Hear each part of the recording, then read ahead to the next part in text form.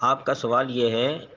کیا روزے کی حالت میں کولگیٹ، کلوز اپ اور ٹونا سے برش کر سکتے ہیں؟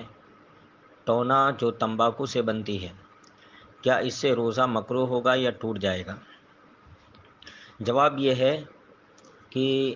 تمباکو سے بنے ہوئے پیسٹ یا گل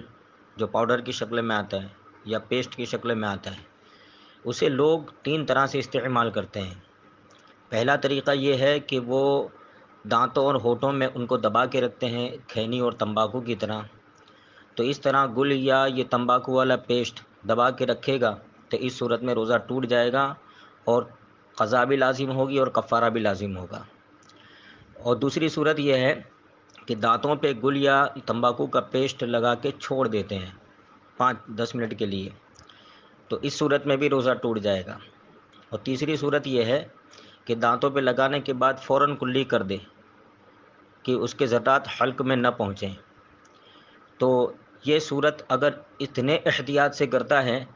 کہ کوئی ذرہ حلق کے نیچے نہ جائے تو اس صورت میں روزہ تو نہ ٹوٹے گا مگر مکروہ ضرور ہے، لیکن اس صورت میں بھی بچنا بہت مشکل ہے، لہٰذا احتیاط یہی ہے کہ روزے کی حالت میں اس طرح بھی استعمال نہ کریں۔ اب رہی بات کلوز اپ یا کولگیٹ وغیرہ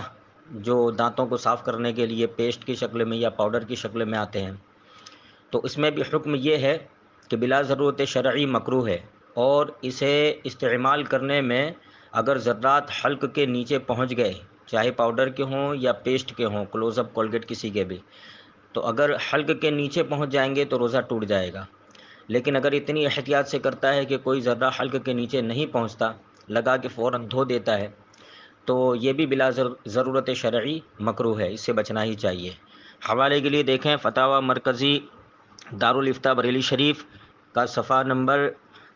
359 اور فتاوی مرکزی تربیت افتاء اوجا گنج کی جلد اول کے صفحہ نمبر 470 پہ یہ مسائل مذکور ہے، واللہ تعالی عالم۔